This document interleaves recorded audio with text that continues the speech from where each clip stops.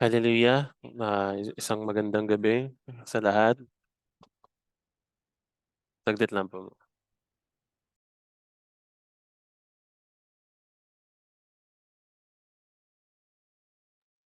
Hallelujah, purihin ng Diyos sa ating kalagitnaan at tayo ay nagpapasalamat ngayon 'no, na natuloy ulit ng ating pag-aaral sa salita ng Diyos. At tayo ay magpapatuloy sa Hebrews 11, ah, second part ng ating video na ito. Samahan tayo naman ng ating Diyos at ating Amang nasa langit. Hallelujah. Purihin ang kanyang pangalan. Ah Magpapatuloy tayo sa pagtatalakay natin about sa pananampalataya. Nalalaman natin na ang pananampalataya ay bahagi ah, ng ating buhay bilang bayan ng Diyos. Kaya nga tayo tinawag na mananampalataya dahil sa ating pananampalataya at hindi natin maaaring malapitan ng Diyos kung wala tayong pananampalataya. Hindi ma hindi magma-manifest yung kanyang grace sa atin kung hindi tayo nananampalataya, mga kapatid. At dito, ine-explain lang, no, kung sa paanong paraan ginawa ng mga ah, tauhan, no, ng mga pinili ng Diyos, yung kanilang pananampalataya. At ngayon tayo magpapatuloy, mga kapatid, no. Yung pinakalas natin is yung kay Abraham, no, nung siya iahandog niya si Isaac. Yung isa sa pinakamahirap na handog, ihandog yung kanyang anak nag-iisa kay Leah, kay Sarah, kay Sarai. At doon nagkaroon siya ng faith na sinasabi nga na ang Diyos ay binigyan siya ng trial dahil bubuhayin naman ng Diyos si Isaac. Yun ang paniniwala niya kaya niya ginawa yun, mga kapatid, no? Kaya siya tumuloy. Dahil nagtitiwala siya doon. Hallelujah. Kaya nga, mga kapatid, tayo ay magpapatuloy sa 11:20. Ano ba sabi dito? Basahin natin. Sa pananampalataya binasbasan ni Isaac, si Jacob at si Esau tungkol sa mga bagay na darating. Si Jacob at si Esau ay ah, anak ni Isaac na siyang ah, kambal, no? At mababasa naman natin yung kanilang naging paglabas, no, sa kasulatan sa Genesis 7:27 verse 30 to 41. Bubuodin ko na lang po 'yan, mga kapatid, no. Ah, si Jacob at Esau ay naging magkaaway 'yan, mga kapatid, dahil si Jacob nilamangan niya si Esau pagdating sa kanyang pagiging panganay sa pamamagitan din ng kanyang ina, no, ay naudyok din si Jacob na kunin ang dapat blessing na nakalaan para kay Esau. At lahat namang yan ay parte na rin, no, ng pagsasakatuparan ng propesiya. Sapagkat si Jacob ay sa kalaunan ay naging ama ng Israel, ng 12 tribo ng Israel, no, na ang kanyang pangalan pinalitan sa Israel, from Jacob to Israel. At dito, binless ngayon si Jacob at si Esau, no, kung babasahin natin yan. Yung nga lang, si Jacob yung naka-receive ng mainam na blessing dahil para yun sa panganay. Tandaan natin, no, kapag kahit naman sa panahon natin ngayon, yung panganay talaga yung nagmamana ng mga bagay-bagay, no. Pero dito, dahil nga naudyukan din si Jacob, no, na kunin din yung blessing na dapat kay Esau, ay nilinlang niya ang kanyang ama na si Isaac. Ngunit, mga kapatid, no, nag-manifest naman yung tinatawag na faith ni Isaac sa dalawang yung anak, no, si Jacob at si Esau. Sapagkat sila ay sa pamamagitan ng kanyang blessings ay tunay nga na si Esau ay naging tagasunod ni Jacob. Sumailalim, no, sa pamumuno ni Jacob si Esau. Bagamat sila ay nag-away nung una, dahil galit na galit si Esau eh. Gusto niyang patayin si Jacob. Dahil nga naman, nilinlang ang kanyang ama at inagawan siya ng pamana. No? Ilang beses siyang nilinlang. Pero ah, kalaunan, mga kapatid, ay nagkabati din naman sila. Silang magkapatid, no? Si Jacob at si Esau. Nung si Jacob ay ah, in the future pa naman yung mangyayari, no? In the future na yung nangyari nung panahon na yan. Alright. So, let's continue. Hallelujah.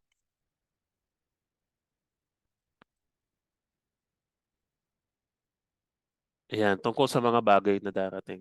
So, kanina nga nakita natin na gano'n ngayon nangyari. So, 11:21, sa pananampalataya, si Jacob nang mamatay na ay binasbasan niya ang bawat isa sa mga anak ni Jose at sumambang nakatangan sa puno ng kanyang tungkod.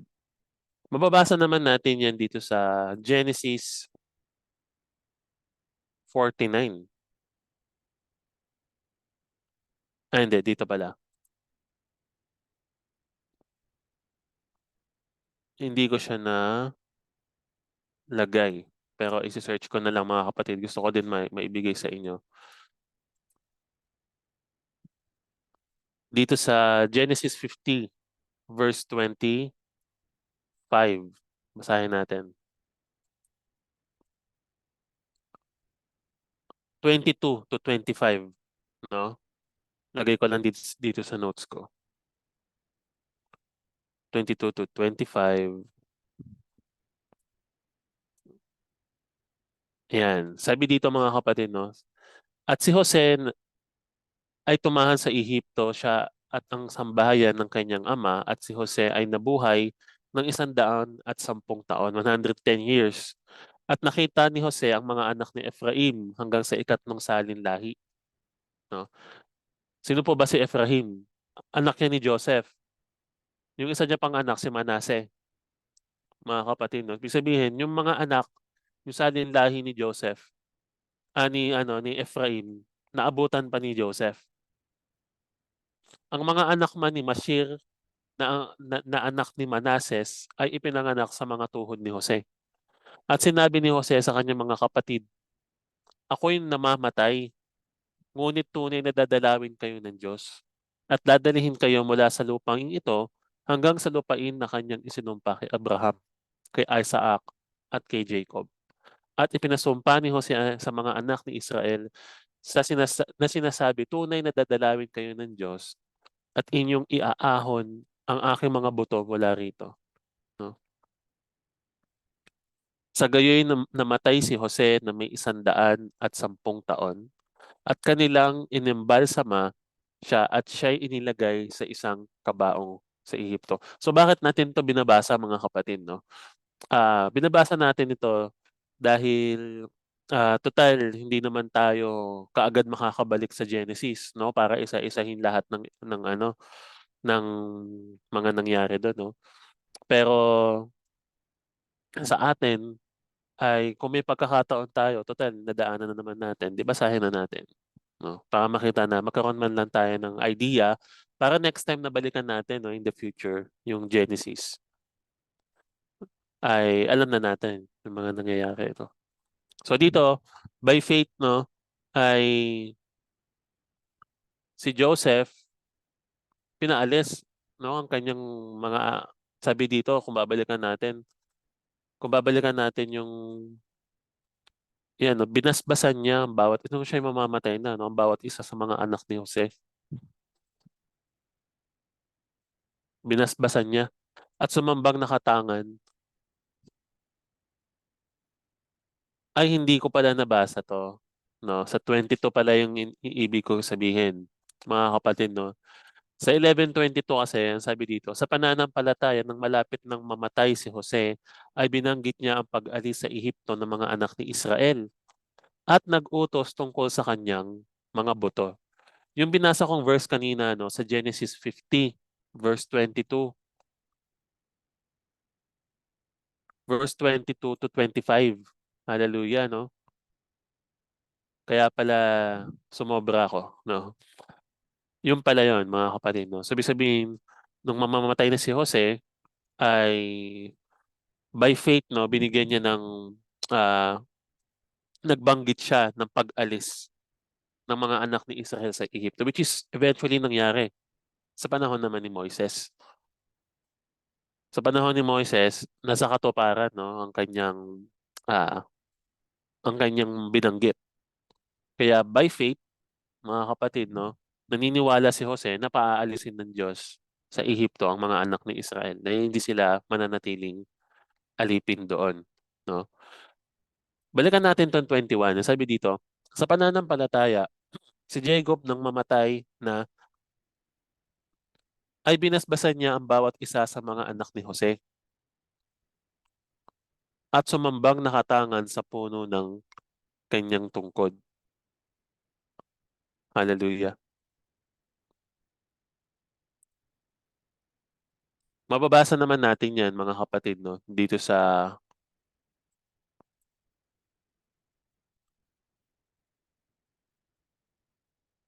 somebody, wait lang po, mga kapatid, no?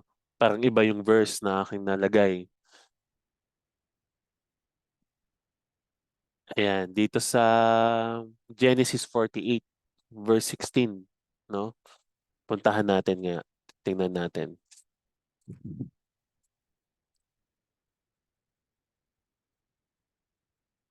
Ayan. Magsisimula yan dito sa,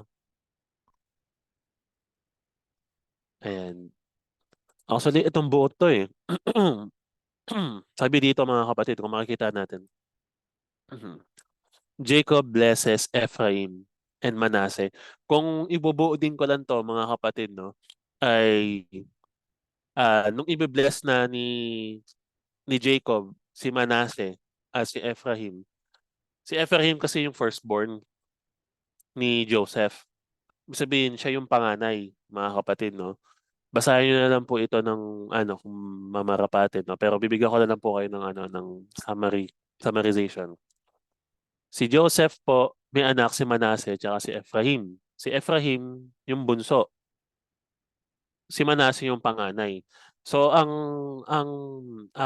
obviously ang dapat makareceive ng blessing na mauna ay si Manasseh. Si Manasseh muna kasi nga siya yung panganay, no. Pero mga kapatid, hindi ganoon yung nangyari. Ang nangyari, ang naka-receive ng blessing ng pagiging panganay si Ephraim. Si Ephraim ang naka-receive ng blessing ng pagiging panganay. Sabi dito sa 15, eto, at iniunat ni Israel ang kanyang kanang kamay. Pag kasi kanang kamay, nag-symbolize ng authority. Kanang kamay. Dalawa kasi yung pag-bless niya, isang kanan, isang kaliwa.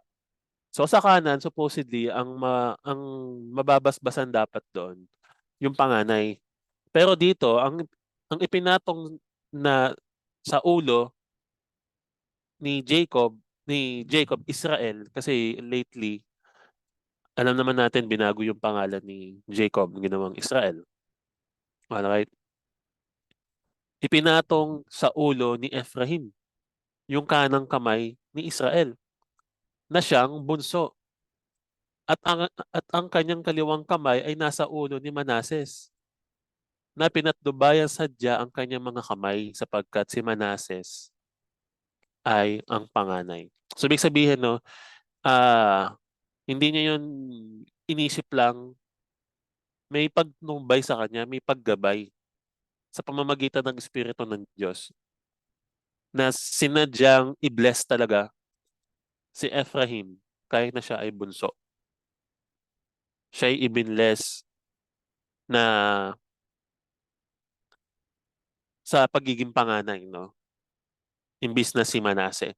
Kung babasahin natin sa 15, at kanyang binasbasan si Jose at sinabi, ang Diyos na nasa harap niya ay lumakad sa aking mga magulang na si Abraham at si Isaac, ang Diyos na nagpakain sa akin sa buong buhay ko hanggang sa araw na ito.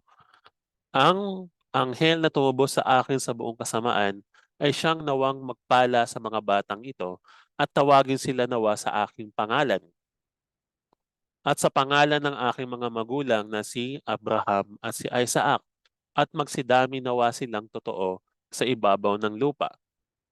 At nang makita, ito sabi dito, at nang makita ni Jose na ipinatong ng kanyang ama ang kanyang kanang kamay sa ulo ni Ephraim, ay minasama niya. Bakit kaya? At itinaas niya ang kanyang kamay sa kanyang ama upang ilipat sa ulo ni Manases mula sa ulo ni Ephraim. At sinabi ni Jose sa kanyang ama, hindi ganyan, ama ko, sapagkat ito ang panganay. Ipatong mo ang iyong kanang kamay sa kanyang ulo. At tumanggi ang kanyang ama at sinabi, talastas ko, anak ko, talastas ko. Siya man ay magiging isang bayan at siya man ay magiging isang dakila. Gayon may ang kanyang kapatid na bata ay magiging lalong dakila kaysa sa kanya at ang kanyang binhi ay magiging isang makapal na bansa. Same thing na nangyari, no, kay Jacob at kay Esau. Si Esau ang bagamat siya ay panganay, no, hindi niya na-receive yung blessing supposedly ng isang panganay. Ang naka-receive nun ay si Jacob dahil yon ay niloob din ng Diyos na mapangyari. Alright?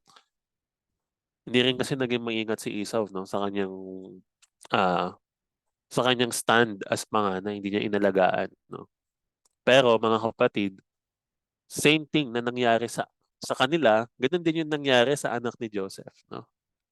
Si Ephraim na mas nakakabata ay binless, no, na mas dakila kaysa sa kanyang kuya na panganay na si Manase. At doon, sabi dito, merong isa ditong ah interesante, no. Sabi dito, at tawagin nawa sila sa aking pangalan. Kung sabihin, yung mga anak ni Joseph na si Ephraim at si Manase ay tatawagin sa pangalan ng kanyang ama, which is Israel. Nangyari ba yon? Yes. Ilang beses na nabasa natin yung Ephraim, no, na tumutukoy din sa Israel. Ephraim, Israel. Dahil si Ephraim tinawag sa pangalan ni Israel, kaya ang tawag din kay Ephraim ay Israel. Israel naman sila lahat ng galing, lahat sila anak ni Israel, mga kapatid, no? At malaki yung naging papel ni Ephraim sa paghahari, no, ng kingdom ng Israel, no? Hiwalay sa kingdom ng Judah. Dahil kay Ephraim, nasa kanya yung tungkod. Sa kanya binigay yung kapamahalaan sa Israel, no? Nung nagkaroon ng division, sa lahi ni Ephraim yun kinuha, yung mga hari ng Israel. So ngayon, tuloy tayo.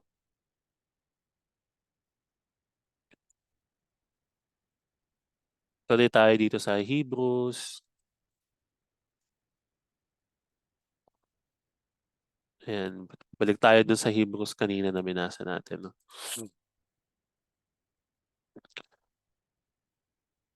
Sayang mga kapatid, hindi ko nakita, no? Meron kasi ditong nung panahon ni Jacob, no? Binless niya rin yung kanyang mga anak, eh.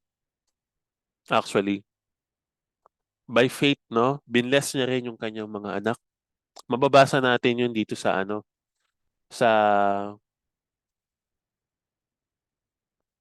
sa Genesis 49 verse 1 to 28. Naka-receive ng blessing yung kanyang mga anak at doon nakita natin, no, na nag-manifest yung mga blessing na kanilang na-receive. Kung okay lang, mai-ano ko na to ngayon, mai-discuss ko na to ngayon, no? Hopefully, um, makaabot tayo hanggang sa dulo, no? So dito, sa 49:1, sabi dito, at tinawag ni Jacob ang kanyang mga anak at sinabi, magpipisan kayo upang maisaysay ko sa inyo ang mga mangyayari sa inyo sa mga huling araw, no? So ito, meron ditong prophecy. May mga propesiya dito na sinabi si Jacob, mga kapatid, no? At hindi ko nababasahin lahat, no? Kasi 12 sila, ang dami nating babasahin, blessing na ginawa, no? At propesiya. Meron lamang akong i-highlights dito, no? Una, yung propesiya patungkol kay Judah. Mababasa natin yan sa Genesis 49 verse 8 to 12. Sabi dito, sabi dito, Judah, ikaw ay pupurihin ng iyong mga kapatid. Ang iyong kamay ay magpapahinga sa leeg ng iyong mga kaaway. Ang mga anak ng iyong ama ay yuyukod sa harap mo. Alright, no? Which is very manifesting, no? 9. Si Judah ay isang anak ng leon. Mula sa panguhuli, anak ko, umahon ka. Siya'y lumugmok na parang leon. At parang isang leyong babae, sinong gigising sa kanya? 10. Ang sentro ay hindi mahihiwalay kay Judah. Ang setro, no? Ni ang tungkod ng pagkapuno sa pagitan ng kanyang mga paa hanggang sa ang Shilo ay dumating. At sa kanya itatalima ang mga bansa na itatali ang kanyang batang asno sa puno ng ubas at ang guya ng kanyang asno sa puno ng piling ubas. Nilabahan niya ang kanyang suot sa alak at ang kanyang damit sa katas ng ubas. Ang kanyang mga mata ay mamumula sa alak at ang kanyang mga ngipin ay mamumuti sa gatas, no? So dito, ah nag-manifest, no, yung sinasabi na ikaw ay pupurihin ng iyong mga kapatid, no? Dahil ah isang hari, no? Si Haring David nagmula sa mga Juda, no? Sa lahi ng mga Juda. At tunay nga na nangyari, no, na siya ay pupurihin ng kanyang mga kapatid, no?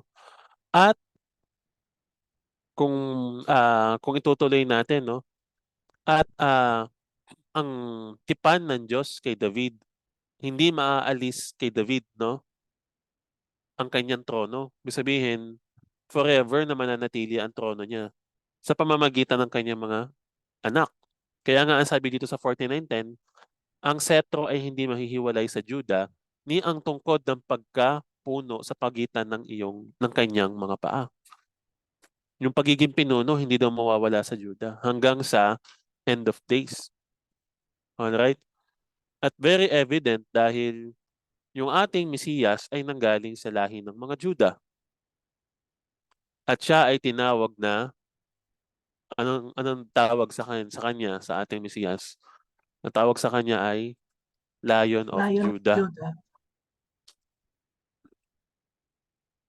Kaya nag-manifest lahat ng sinabi about kay Judah, mga kapatid, no?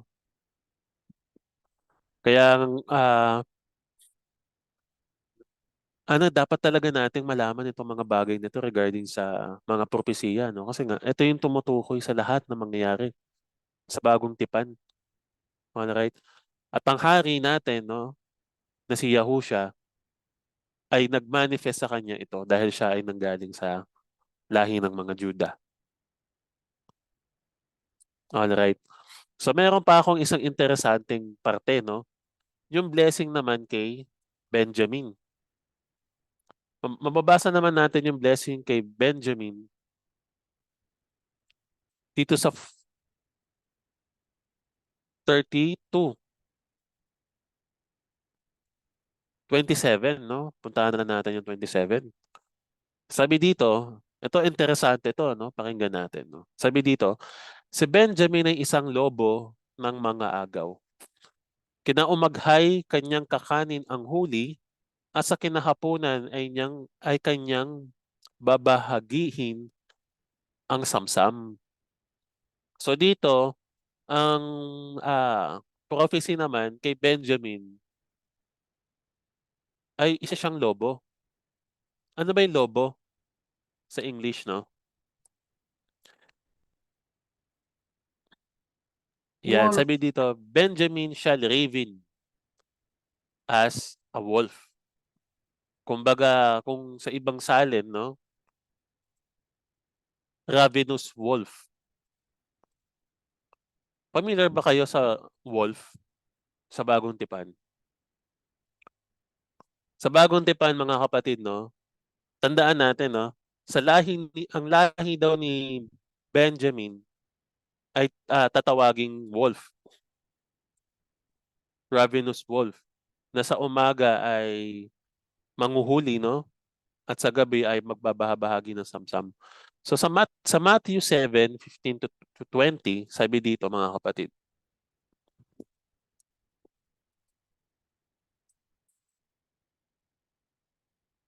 Yan. Ayaw ma-paste. Bakit kaya? Eto. Matthew 7 verse 15. Sabi dito. Beware of false prophets which come into you in sheep's clothing, but inwardly they are ravening wolves. Mag-ingat kayo sa mga bulaang propeta na magsisilapit sa inyo na may damit tupa. Datapwat sa loob ay mga lobong maninila. No? It is quite related din to doon sa prophecy about kay Benjamin. Bakit kaya? Sa paanong paraan? No? Para sa akin, no, pag sinabing mga lobo dito, no, mga kapatid, is pwede ditong pumasok yung mga Pharisees. Bakit? Kasi kung susundan natin dito, no, mga nakadamit tupa daw sila, pero sila ay mapagkunwari lamang. Kumbaga, nagpapakita lamang sila na sila ay mga tupa na sumusunod sa Panginoon, pero hindi naman sila talaga mga tupa kundi mga lobo. Sa kanyang mga bunga ay inyong mga kilala sila, nakapuputi baga ng mga ubas sa mga tinikan o ang mga igo sa mga dawagan, no? So, ibig sabihin, malalaman natin yung wolf sa kanilang bunga dahil hindi makapagbubunga ng mabuti, no, ang puno ng masama at hindi magbubunga ng masama ang puno ng mabuti. Alright. So dito, ah based din sa mga nangyari, no, na ang mga Pharisees kasi sila yung tagapagturo ng kautusan. Pero alam naman natin na hinahaluan nila yon ng kanilang relihiyon na Judaismo. Kaya hindi nabibigyan ng justice yung kautusan at nawawalang halaga. At sila ay sinasabing tagasunod, no, ng Diyos pero hindi naman talaga sila sumusunod. Hindi ba talaga sila sumusunod? Yes. Basahin natin dito sa John 10, no. Sabi dito, sila ay mga tupa pero hindi sila mga tupa, no? Bagkus sila ay sa labas lamang na tupa. Kung babasahin natin itong John 10:24, dito makikita natin, sabi dito, nilibot nga siya ng mga Hudyo at kanya sinabi, hanggang kailan mo pag-aalinlangan kami? Kung ikaw ang Kristo, ay sabihin mong maliwanag sa amin. Sinagot sila ni Yahusha, sinasabi ko sa inyo at hindi kayo nagsisisampalataya. Ang mga gawang ginagawa ko sa pangalan ng aking ama, ay siya nagpapatotoo sa akin. 26. Datapwat hindi kayo nagsisisampalataya sapagkat hindi kayo sa aking mga tupa. No? Ang ibig sabihin mga kapatid, no, ang mga Hudyo na hindi sumasampalataya ay hindi kanyang mga tupa. Which is sumasalamin din sa mga Pharisees. Di mga kanilang tinutuligsa. no? At hindi sila naniniwala, nananampalataya na siya nga ang Mesiya na darating. Siya nga ang Mesiyas na darating. Na siya nga ay anak ng Diyos. Kaya nga siya pinagbababato eh. Gusto nga siyang hulihin mga kapatid. Dahil hindi sila nagsisisampalataya. No? Sabihin, hindi sila mga bahagi ng tupa ng Panginoon. And lastly, sila ay nagpapakita na sila ay matuwid pero hindi naman sila matuwid. At malalaman natin yun sa kanilang mga bunga na sila ay mga lobo. Sabi dito sa Mateo 23 verse 1 to 3 na magkagayon nagsalita si Yahushua sa mga karamihan at sa kanyang mga alagad na nagsasabi, nagsisiupo ang mga iskriba at mga fariseyo sa luklukan ni Moises. Lahat nga ng mga bagay na sa inyo'y kanilang ipag-utos, no, ay gawin ninyo at ganapin. Datapwat huwag kayong magsigawa ng alinsunod sa kanilang mga gawa, sapagkat kanilang sinasabi at hindi ginagawa. No? So, ibig sabihin, yung mga tinuturo nila, no, bagamat angkop sa utos ng Diyos, gawin natin. Pero wag natin silang gagayahin. Yan yung sinasabi dito. No? Wag silang gagayahin sa kanilang mga gawa dahil sila ay nagsasabi, pero hindi naman nila yon ginagawa. Sa 4, oo sila ay nagbibigkis ng mabibigat na pasan at mahihirap na dalahin at ipinapasan nila sa balikat ng mga tao. Datapwat ayaw man lamang nilang kilusin ng kanilang mga daliri. Yan. So hypocrisy. Hypocrisy, no? Nagpapakitang sila ay righteous dahil sila ay tagapagturo, pero yung kanilang mga bunga na hindi naman nila ginagawa ang kanilang tinuturo, yung nagpapakita na sila yung mga lobo na nagaan yung tupa. Alright. At ito pa ang isang interesanteng makikita natin no na yung yung Benjamin no ay nagmanifest sa bagong tipan. Tandaan natin ang Benjamin ay sinabi ni Jacob ni Israel na siya ay isang wolf, isang ravening wolf. At ang manifestation naman nun according do sa mga binasa natin na isa ang mga Pharisees, no? Mga Pariseo sa mga wolf na 'yon. Nagmanifest ba 'yon sa bagong tipan? Yes, no? At ito ang isa sa mga evidence. Basahin natin sa Philippians 3 verse 4 to 6. Kilala natin si Pablo. Kilala natin si Pablo, di ba? Ngayon, ito ang sabi dito tungkol kay Pablo, no? Basahin natin. Sabi dito, bagamat ako'y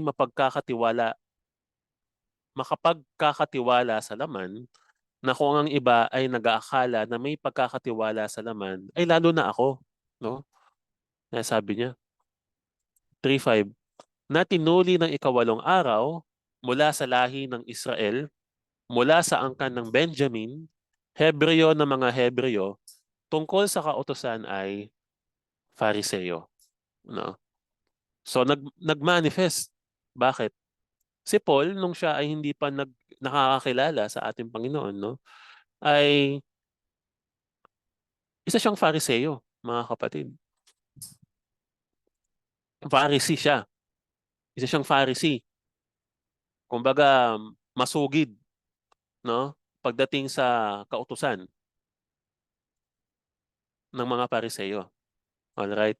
At sinasabi dito, mga kapatid, mula siya sa lahi ng Israel. At anong lahi siya nagmula? Sa Benjamin. Ang Benjamin ay tinawag na wolf. No? At yung manifestation ng wolf ay sa kanyang pagiging Pharisee. Hindi pa siya nakakakilala nito, no?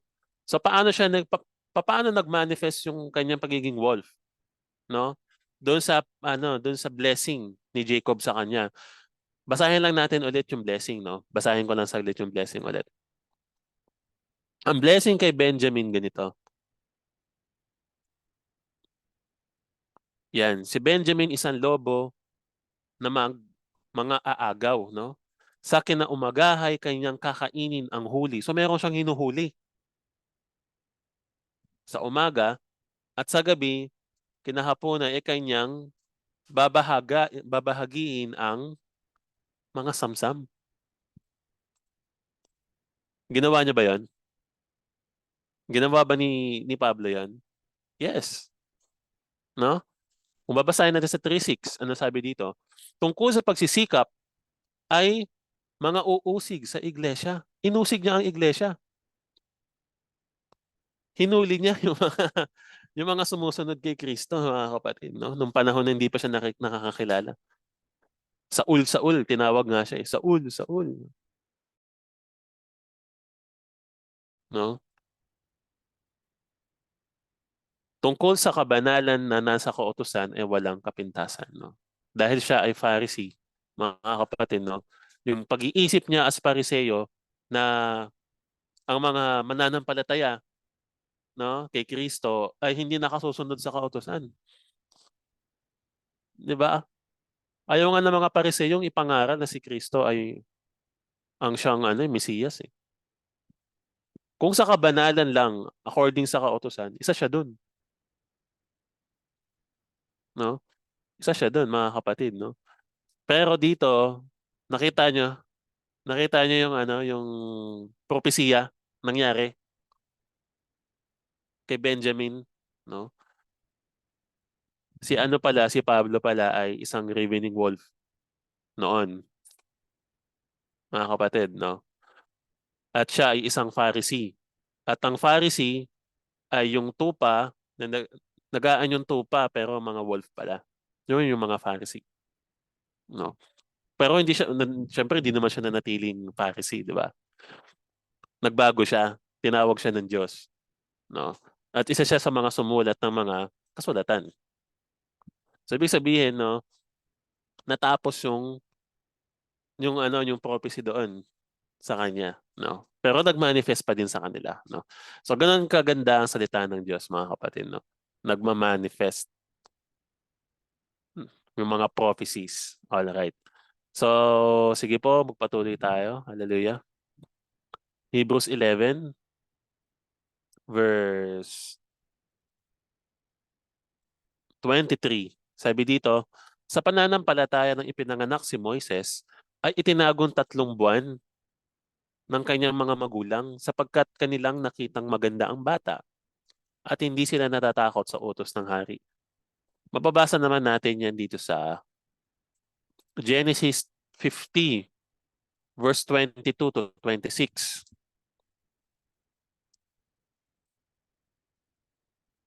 Yan, no? No, no, no, no. Exodus na pala yan. Mga kapatid, sorry po. Exodus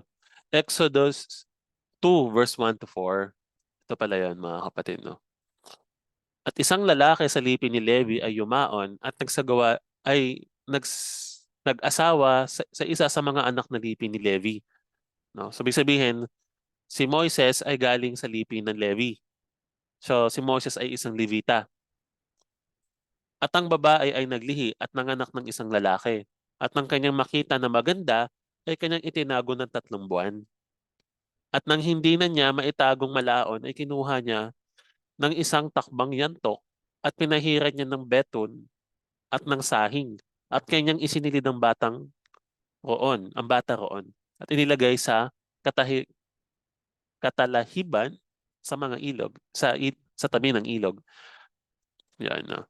So, ibig sabihin, mga kapatid, no, na si Moises, hallelujah, ay sa pananampalataya, no, itinago ng kanyang mga magulang.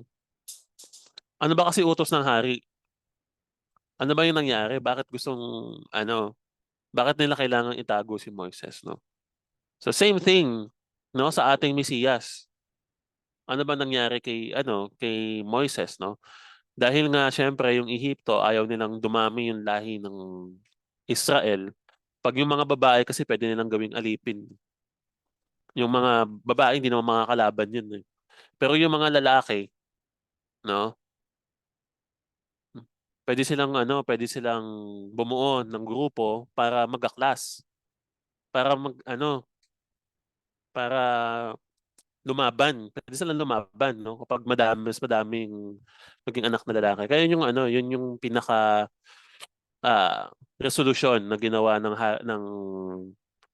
ng Parao, no? Kundi kontrolin ng pagdami ng mga anak na lalaki, no? At alam nilang mamamatay si Moises, kaya nila itinago, no? At sa di kalaunay, ang nakatagpo sa kanya, anak pa ni Parao na babae. At siya ay inalagaan, o pinaalaga doon sa isang Hebreo na babae din. Yan, no? So, ang dami natin na pupuntahan, no? Na kay Moises na tayo, mga kapatid. Sabi dito, sa 24, sa 23, no? Hindi sila natakot sa utos ng hari. Bakit? Kasi nga, ipapapatay dapat yung mga bata, no? Hindi pa dadamihin, di ba? Pero hindi sila natakot doon. Bagkus, ginawa nila ng paraan para mabuhay si Moises. 24. Sa pananampalataya ng lumaki na si Moises, ay tumangging siya'y tawaging anak ng anak na babae ni Faraon. Yan, no? Kasi nga, syempre, dahil siya ay isang Hebreo, no? Kung babasahin natin yung medyo ano lang dito, medyo dito sa bandan to, sa Moses flee to Midian, no? Sabi dito kasi, nung lumaki na si Moises, no? Na kanya nilabas ang kanyang mga kapatid at minasdan ng atang sa kanila. Alam niya kasi na siya ay isang Hebreo. Alam niya eh. Siguro, magkakamukha sila, mga kapatid, no? Ah, kumbaga, di na naman nila malalaman na kapatid niya yun kung wala magsasabi sa kanyang kapatid niya yun, mga kapatid. No? Sabihin, nakita niya yung trato ng Ehipto sa mga kapwa niya Hebreo, nagalit siya. At doon, nakapatay siya ng isang Egyptian, no? Isang Ehipsyo. Tapos tinabunan niya sa buhanginan. So, ibig sabihin dito, mga kapatid, no? Noon pa man ay gaya nga ng sinabi sa kasulatan, no? Tinatanggi na niya yung kanyang pagiging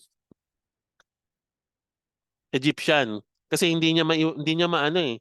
Hindi niya matiis yung ginagawa sa kanyang mga sa kanyang mga tao na mga kapatid niya, no, sa kanyang pamilya.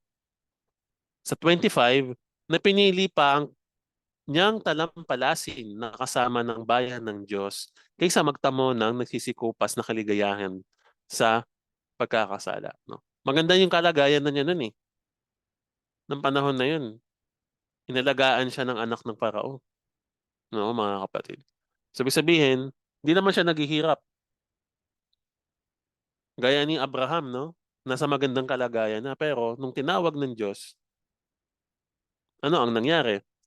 No? Pinili niya yung tawag ng Diyos. Pinili niya yung persecution. Pinili niya yung paghihirap, no? Kaysa magtamo ng nagsisikupas na kaligayahan sa pagkakasala, no? Dahil kapag syempre anak ka ng Parao, sasamba ka sa Diyos ng Parao. Nagkakasala ka kapag ganun, mga kapatid. Sumasamba ka sa ibang Diyos maliban sa Diyos ng Israel. So pinili niya ang Diyos kaysa sa kaligayahan, no, sa buhay at karangyaan. Na inaring malaking kayamanan ng kadustahan ni Kristo kaysa sa mga kayamanan ng Ehipto sapagkat ang kanyang tinititigan ay ang gantimpalang kabayaran. So, paano napasok dito si Kristo, mga kapatid, no? Wala pa naman dito si Kristo. Ano lang to, kino-compare lang dito yung ginawa kay Kristo kasi siya ay nagdusa din eh. Tandaan natin, no?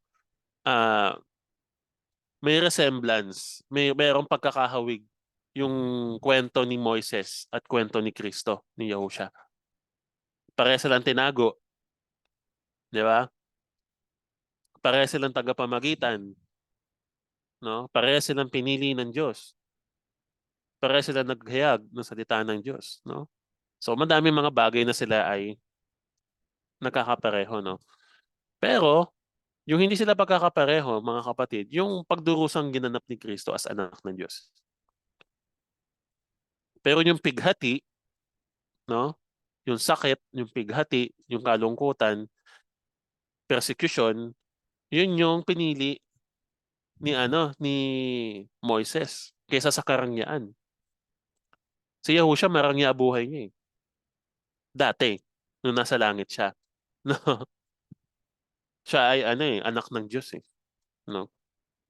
Hindi naman niya kailangan ng bumaba kung pwede naman, 'di ba? Kung may paraan pa, no? Pero pinili niya ang magdusa at mamatay sa krus. Alright? So dito, hallelujah, sapagkat kanyang tinititigan ay ang gantimpalang kabayaran. Ano ba yung kabayaran ng kanyang pagsunod? Hindi yung lupang pangako, no? Na hindi naman niya naabot. At least naabot ng henerasyon after nila. Ng successor niya si Joshua, mga kapatid. No? Pero masakit man para kay Moises, no? Ang nais niya kasi mapalaya yung kanyang bayan. Eh. Mapalaya ang bayan ng Israel sa Ehipto. Hindi man siya nakaabot doon, pero alam natin no, na masaya siya na may nakaabot doon sa pangako ng Diyos. At hindi na natiling alipin no, ang Israel ng Ehipto. At least ng Ehipto, hindi sila naging alipin na. Pero yung iba, mga generation, naging alipin pa rin naman sila, mga kapatid, dahil sa kanilang pagsuway. No? Sa 27, sa pananampalataya, iniwan niya ang Ehipto na hindi natakot sa puot ng hari, sapagkat nagtiyatsagang tulad na sa makakita niya di nakikita. So, ibig sabihin, by faith, no? Yung faith kasi is nagtsatsaga kang makita yung isang bagay na hindi pa nakikita. Gaya ng ating kaligtasan, no? Hindi pa natin nakikita yon. Pero tayo nagtsatsaga dahil sa pangako ng Diyos ng kaligtasan sa atin. Pinangako kasi ng Diyos sa atin yun. Na ililigtas tayo sa dagat-dagatang apoy. Tayo bibigyan ng buhay na walang hanggan, no? Ganon din nangyari kay Moises. Hindi siya natakot sa hari. Kinausap pa nga niya yung hari, eh. Palayain mo ang aking bayan, no? Ang aking mga uh, set my people free. Ayun, sabi niya pa sa hari. Hindi siya natatakot. Bakit? Dahil kasama niya ang Diyos, eh. Tinawag siya ng Diyos, inutusan siya ng Diyos. Eh di, tinawag siya ng Diyos, mga kapatid. Kasama niya ang Diyos, kaya hindi siya natatakot. So tuloy natin, no? Sa pananampalataya, itinatag niya ang Paskwa at ang pagwiwisik ng dugo upang ang manglilipol sa mga panganay ay huwag silang lipulin. Mababasa naman natin yan no, sa Exodus 12, verse 1 to 28. Alam naman natin yan, mga kapatid. No? Diyan nagmula ang sineselebrate natin na Passover. Nang dumating ng ikasampung salot, yung huling salot, no? Huling kamangha-manghang bagay na ginawa ng Diyos sa Egypto is yung papatayin niya lahat, kukunin niya lahat ng mga panganay. Hayop man yan o lalo na tao. Panganay ng bawat pamilya, no, mga kapatid. Ngunit, merong pangako ang Diyos, no, na hindi niya, sa pamamagitan ng Paskuha, hindi niya kukunin yung mga anak ni Israel na panganay. Ano ba yung ginagawa sa Paskuha, no? Nagkakatay sila ng kordero. Sabihin, nagkakatay sila ng tupa, no? Para yun yung maging ah kinatay nila yung tupa para yung dugo no, yung ipapahid dun sa doorpost nila, sa mga pintuan nila. At pag pumunta dun yung angel of death, lalagpasan yung pintong yun, mga kapatid. Kaya mga kapatid, no, doon nagmula yung celebration natin ng Passover, sa Feast of Passover, no. Doon sa ginawa na yon ni Moises. At ganoon nga yung nangyari. By faith, naligtas ang mga panganay ng Israel, no? Kaya yung panahon ni Yahusha, nung sila ay kumain, no, ng Passover, yun ang sinelebrate nila. Yung Passover na ginawa ng Diyos sa Israel, no, sa panahon ni Moises. Kung babasahin natin yung Matthew 26 verse 17, no? Ganito ang sinasabi. Nang unang araw nga ng mga tinapay na walang lebadura ay nagsilapit ng mga alagad kay Yahusha na nasisipagsabing, saan mo ibig na ipaghanda ka namin upang kumain ng kordero ng Paskua, no? At sinabi niya, magsipasok kayo sa bayan ng gayong tao at sabihin ninyo sa kanya, sinabi ng guro, malapit na ang aking panahon. Sa iyong bahay ay magpapaskuha ako, pati ng aking mga alagad. Yung ginawa nga nila at inihanda nila ng Paskua, ng ang kordero ng Paskua. Inihanda nila ang kordero ng Paskua. So dito na nangyari, no?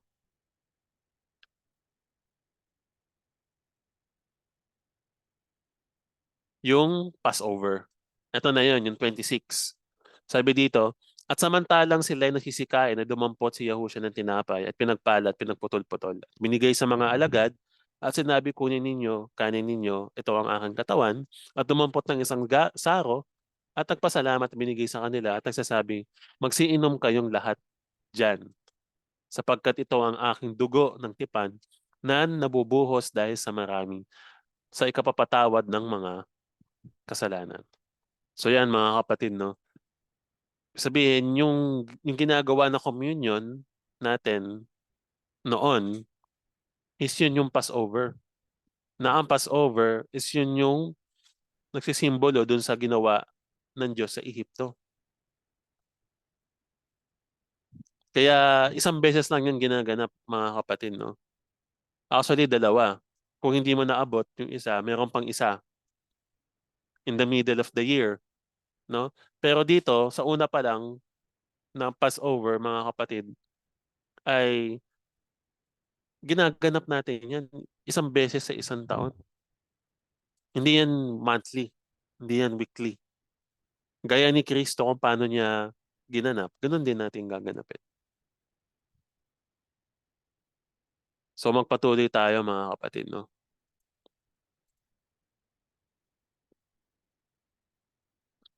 29. Yeah, malapit na. Sa pananampalataya ay nagsipagdaan sila sa gitna ng dagat na mapula na gaya ng isang lupang tuyo na nang subuking gawin ito ng mga taga-Ehipto ay pawang nalunod sila, no? Sa Exodus 14 naman 'yon, mga kapatid, no? Alam naman natin yung kwentong 'yan. Hinati ng Diyos ang dagat. Tumawid sila doon. At di sila nahabol ng mga Egyptian, mga taga-Ehipto, at yung mga taga-Ehipto namatay dahil nalunod. Sa pananampalataya ay nangalagpak ang mga kuta ng Jericho pagkatapos na makubkob ng 7 araw. Mababasa naman natin yan sa Joshua 6 verse 4 to 5. Sabi dito, at 7 saserdote sa unahan ng kaban ay magdadala ng 7 pakakak sa mga sungay ng tupa. At sa ika-7 araw na iyong liligiring makapito ang bayan at ang mga saserdote ay iihipan ang pakakak. At mangyayari na pagka inihipan nila ng matagal ang sungay ng tupa at pagka inyo narinig ang tunog ng pakakak, ay hihiyaw ng malakas ang buong bayan. At ang kuta ng bayan ay guguho. At ang bayan ay sasampa sa bawat isa'y tapatan sa harap niya. No? So, ibig sabihin, yung inikot nila yung Wall of Jericho, mga kapatid. After 7 days, gumuho yung Wall of Jericho. By faith, no? By faith yun. Kasi wala namang connect. Wala namang connect eh. Bakit? Anong connect? Iikot kami 7 beses, no? Tapos, paano namin matatalo ngayon yung Jericho? Eh, meron silang napakalaking wall. Pero dahil yun sa faith at sa pagsunod nila sa pananampalatayang may gawa, no? Kasi kung nananampalataya lang sila, hindi sila iikot, walang mangyayari. Pero dahil sumunod sila, umikot sila, at the end, gumuho ngayon yung wall at sila ay nakapasok sa wall. Nakubkob nila ngayon yung Jericho. And let's continue. Sa pananampalataya hindi napahamak na kasama ng mga manunuway ang patutot na si Rahab na tumanggap na payapa sa mga tiktik. Tiktik yung mga ano yan, yung mga spiya. Alright? Sabi dito, sa pananampalataya daw ay hindi napahamak si Rahab. Mababasa natin yun sa Joshua 2. Sa buong Joshua 2, diyan nangyari yung yung dalawang spy na pumasok doon sa tahanan ni Rahab, no? So paano nagkaroon ng pananampalataya si Rahab, no? Dito 'yun sa 11, no? Sa Joshua 2:11. Sabi dito sa Joshua 2:11, mga kapatid, no? At pagkabalita namin ay nanglumo ang aming puso, ni walang diwa na naiwan sa kanino mang tao dahil sa inyo. Sabi dito, sapagkat ang Panginoon ninyong Diyos ay siyang Diyos sa langit sa itaas at sa lupa sa ibaba. Sabihin, no, yung mga tao doon ay natatakot sa kanila, no, dahil sa lahat ng mga kamangamangang ginawa ng Diyos sa Ehipto at kung paano sila sinamahan ng Diyos sa kanilang mga tagumpay, sa kanilang mga digmaan. At dito, no, inihayag ni Rahab, no, na ang Panginoon ninyong Diyos, sabi dito, ang Panginoon ninyong Diyos ay siyang Diyos sa langit sa itaas at sa lupa sa ibaba. So inacknowledge niya, no, na ang Diyos ng Israel ang siyang Diyos na tunay sa itaas at sa ibaba. Nasabi nga sa kasulatan, no, the beginning of wisdom is the fear of the Lord. Ang pagkatakot natin sa Diyos, kay Yahuwah. So ganun din, nangatakot din si Rahab, no? At inacknowledge niya yung Diyos ng Israel. At doon nagsimula ang kanyang pananampalataya, no? At nagbunga yung pananampalataya niya. Bakit? Dahil sa kanyang lahi nagmula ang ating Panginoon, si Yahushua. Sabi dito sa Mateo 1:5, at naging anak ni Salmon kay Rahab si Boaz, at naging anak ni Boaz si Ruth, kay Ruth si Obed, at naging anak ni Obed si Jesse, no? Na yun naman yung naging anak, ang naging tatay ni David. Di ba? Ang galing, no? Sa isang Canaanites na hindi mananampalataya ay naging mananampalataya, no, sa pamamagitan ng kanyang pagkatakot sa Diyos. Sa pamamagitan ng pananampalataya, naligtas si Rahab. At hindi lang yon, naging bahagi pa siya ng generation ng ating Panginoon. Ancestor ang tawag sa kanya. No? Siya yung naging nanay. Nanay ng nanay ng nanay ng nanay, no? ng, ng mga lahi ng ating Panginoong Yahushua. Kaya napakahalaga, mga kapatid, no, ng faith. At pinatutunayan yun ng lahat ng mga nabasa nating mga karakter na ang faith ay hindi siya basta naniniwala ka lang, kundi may ginagawa ka. Meron kang ginagawa sa iyong pananampalataya. Ang pananampalatayang may kalakip na gawa. Dahil kung walang gawa, ito ay pananampalatayang patay.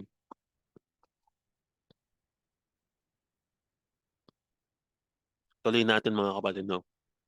Sa 32, at ano pa ang aking sasabihin? sapagkat kukulangin ako ng panahon, ano sabi niya dito, kukulangin ako ng panahon kung sasaysayin ko ang tungkol kay Gideon, kay Barak, kay Samson, kay Jephthah, tungkol kay David at kay Samuel at sa mga propeta, mga kapatid, no?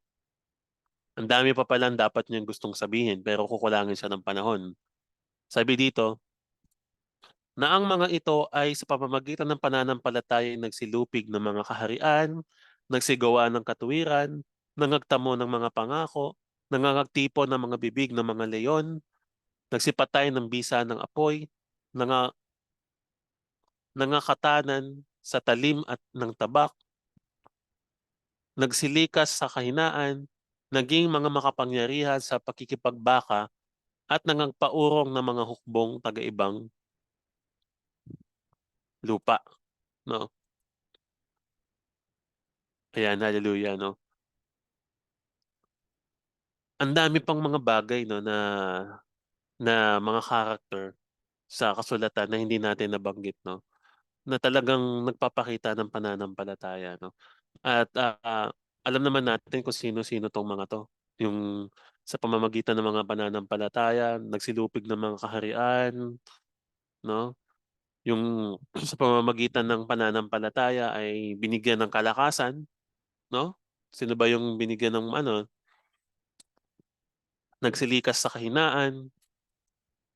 Sino ba yung mga yan, no? Isa dyan si Habakuk, si Gideon, mga kapatid. Kilala ba natin si Gideon? Si Gideon ay isa sa mga anak ni Manase na isa sa mga judge ng Israel. Judges, no, ng Israel. At siya ay isa sa pinakamahina doon sa kanyang ano sa kanilang bahay, sa kanilang lahi, no? Pero siya ay pinili ng Diyos. At pinagtagumpay siya, no, sa kanya sa mga ano Midianites, sa mga nag-alipin sa kanila, no, gamit lamang ang 300 tao. So napakaraming tao, 300 lang yung ano yung mga tauhan niya na nakapaglaban, no. Pero nagtagumpay ba sila? Wala namang imposible sa ating Diyos. Kung tayo ay mananampalataya sa Kanya, mga kapatid. Nakapagpaturong ng mga hukbo sa ibang lupa, nakapagpatahimik ng leyon. Sino kaya yon? Si Daniel. Hindi nga niya nabanggit si Daniel. Hindi ko alam kung nabanggit ba niya. Ayan, no. Si David, no, nung pinatay niya si Goliath, mga kapatid, no. Sino pa ba? Si Barak, no. Kasama niya si Deborah, mga kapatid, no. Sa pamamagitan ng pananampalataya, bagamat si Deborah ay babae, ay ginamit ng Diyos bilang judges sa Israel, mga kapatid, no. Kasama niya si Barak, si Samson, at madami pang iba, mga kapatid, no. Sabi dito sa 34 to 35, no? 35, tinanggap ng mga babae ang kanilang mga patay sa pamamagitan ng pagkabuhay na maguli. At ang iba'y nangamatay sa hampas na hindi tinanggap ang kanilang katubusan upang kamtin nila ang lalong mabuting pagkabuhay na maguli. At ang iba'y nangakaroon ng pagsubok sa pagkalibak at pagkahampas. Oo, bukod dito ay sa mga tanikala at bilangguan naman. So dito pinakita no yung mga pananampalataya ng mga nakaraan yung mga ninuno natin. No? Actually, kung i-compare do sa faith nila, sa faith natin ngayon, mas mahirap yung sitwasyon nila noon sa faith nila, no? Kasi sila nakaranas sila ng mga pag-uusig, no? Hindi lang pag-uusig na by words, kung hindi pag-uusig na by life and death. Si Pablo nga, 'di ba, gaya nga ng ano natin kanina, no? Nung inusig niya yung mga mananampalataya, ay sila ay pinaguhuli niya, no? Yung iba ay pinapatay. Hindi ba wala pa naman wala pang ang dugo na lumabas sa iyo, no? dahil sa iyong faith. Kahit sa akin, no? So, ibig sabihin, ah, kung susumahin yung faith na meron tayo sa meron noon, ay parehas lang naman ng faith, no? Pero yung dinanas natin, nakahirapan para mawalan tayo ng faith ngayon, hindi pa natin dinanas yung pinakamahirap na naranasan ng isang mananampalataya. Kaya wala tayong dahilan na maidadahilan, no, na di ko na kaya, no, na masyado na nila akong inaapi, no, masyado na nila akong pinagkakaisahan, titigil na ako, no. Hindi. Bakit? Dahil wala pa yan, yung mga naranasan nating yan, sa naranasan ng ating mga ninuno, sa naranasan ng mga mananampalataya noon. Na ang kanilang faith lamang, no, ay yung mga patay na tinanggap nila ay mabubuhay muli sa pamamagitan ng huling araw, gaya nung kay Lazaro, no? At yung iba, tinanggap nila yung mga pananakit, mga hampas, no?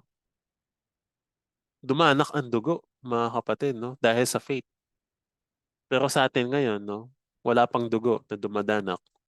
Pero yung iba is na nga iniiwanan nila ang kanilang pananampalataya, mga kapatid, no? Kaya tayo, dapat tayo maging masigasig sa ating mananampalataya na siguraduhin natin tayo ay, alin, tayo ay nakatayo sa ating paninindigan. Sabi dito, sila'y pinagbabato, pinaglagari, pin, grabe, no? Pinagbabato, pinaglagari, pinagtutukso, pinagpapatay sa tabak. Sila'y nagsilakad sa paro at parito na may balat ng mga tupat kambing sa mga salat, nangingipag, nangapipighati, tinatampalasan. No? Pinagbabato, mga kapatid. No? Si Stephen, isa yan sa mga pinagbabato. At marami pang ah, mga kapatid natin, no, sa pananampalataya ang pinagbabato din, mga kapatid. Pinaglalagari. Isipin mo na lang paano kaya pinaglalagari na yan, no? Pinagtutukso at pinagpapapatay sa tabak. Hallelujah, no? Dahil yun sa pananampalataya. Sabi dito, nasa mga yaon ay hindi karapat-dapat ang sanlibutan na nangaliligaw sa mga ilang at sa mga kabundukan at sa mga yungib at sa mga lungga sa lupa. 39. At ang lahat ng mga ito nang sila'y mapatotohanan na dahil sa kanilang pananampalataya ay hindi kinamtan ang pangako. No? Yung favor ng Diyos is nasa generation natin ngayon. Bakit? Dahil yung mga nangamatay na yon, no? Lahat sila nangagtiis sa kanilang pananampalataya. Iba nagtago pa nga sa kabundukan, sa yungib, no? At sa kung anumang mga lungga sa lupa, no? Hindi kasi nila nakamtan yung pangako. Hindi pa nila nakamtan, no? Kahit naman tayo sa panahon natin ngayon, kahit tayo hindi pa natin nakamtan yung pangako. Yung pangakong buhay na walang hanggan, dahil kakamtan pa natin yung sa future. Pero yung mga pangako ng Diyos, no, sa pamamagitan ng kanyang buktong na anak, nakamtan na natin. Ano ba yung mga pangakong nakamtan na natin, no? Yung pangako ng banal na espiritu.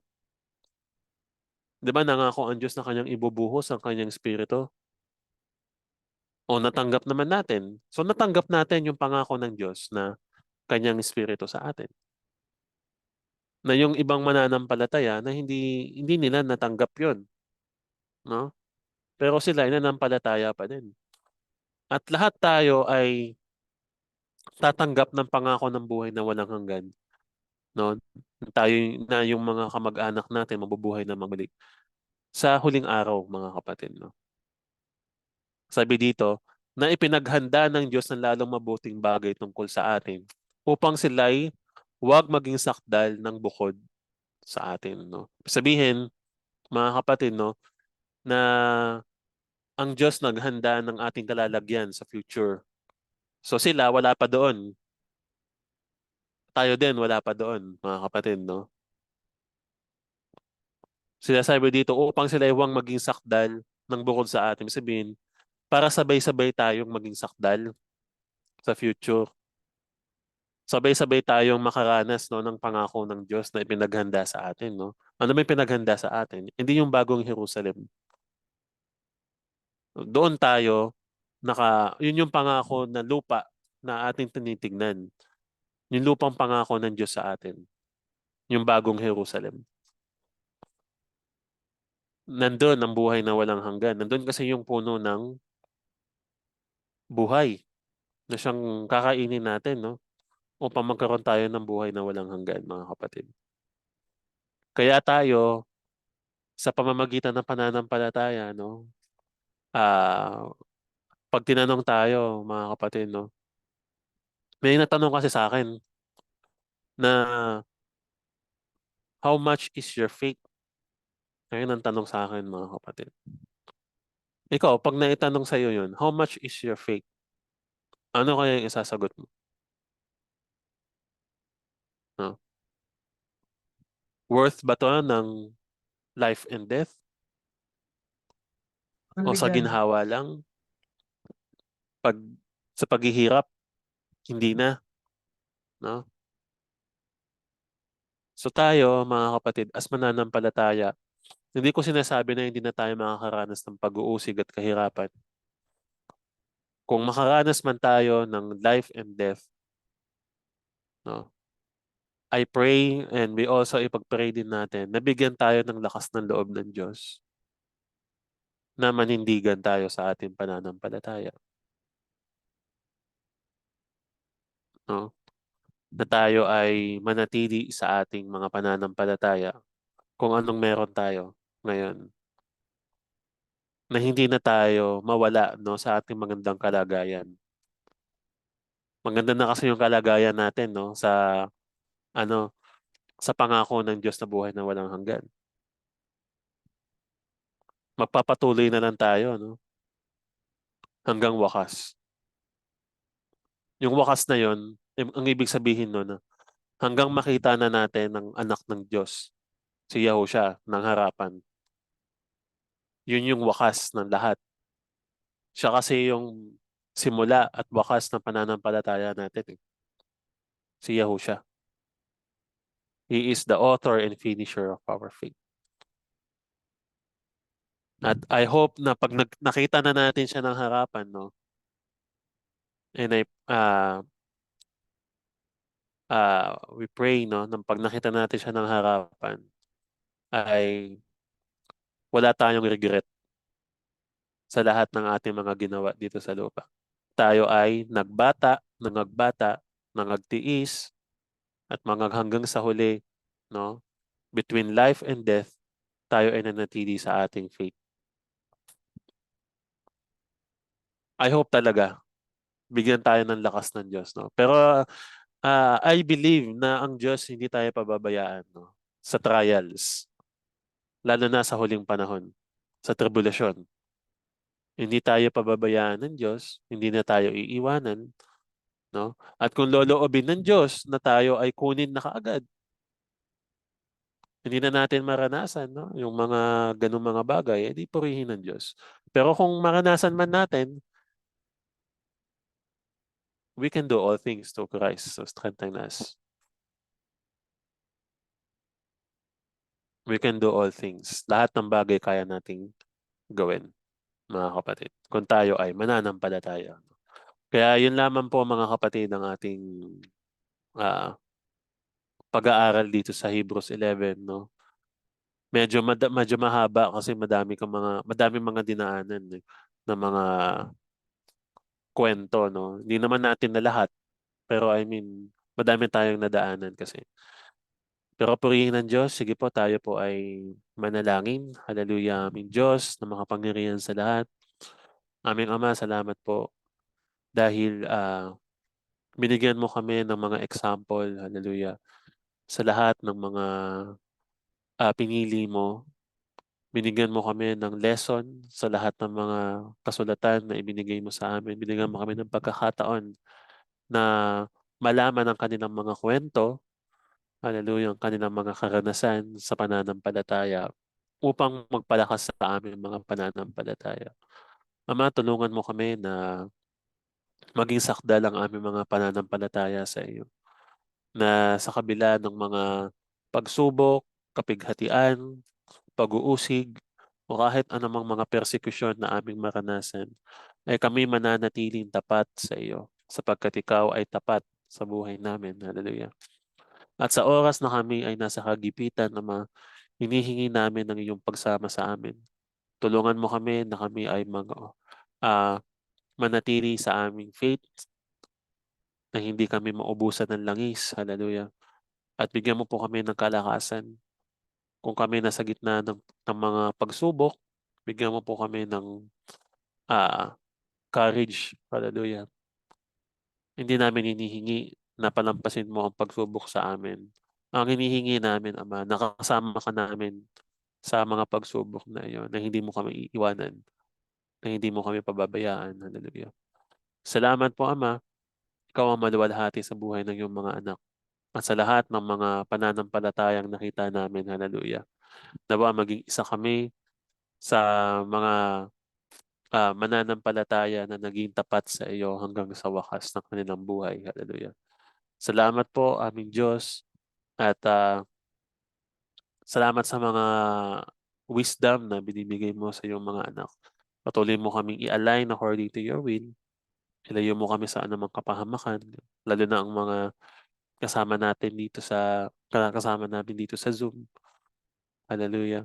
Mga kapatid, lahat ng mga nagtitiwala sa iyo, lahat ng mga nananahan at nanganganlong sa iyong dakila at kamanghamanghang pangalang Yahuwah, at sa lahat ng mga naghihintay sa iyong kaligtasan naman, itago mo po kami sa likuran ng iyong mga pakpak, sa lilim ng iyong ah, sa lilim ng iyong mga pakpak, Ama, sa likuran ng iyong malaking bato, sapagkat ikaw ang aming tagapagligtas, ikaw ang aming manunubos, ikaw ang aming provider, ang aming healer, ikaw ang aming ah, buhay na walang hanggan. Hallelujah. Salamat, Ama, at sa iyo lamang lahat ng papuri, na lahat ng pagsamba, pagdakila, sa tanging pangalan ng iyong anak namin, Panginoong Yahushua Mashiach. Amen. So yun po mga kapatid, purihin ng Diyos. Next week po ay tayo ay Hebrews 12, at nawa madami pa tayong matutunan, no? At samahan niyo po kami mag-aral muli, at hanggang sa muli po, purihin ng Diyos sa buhay ng bawat isa.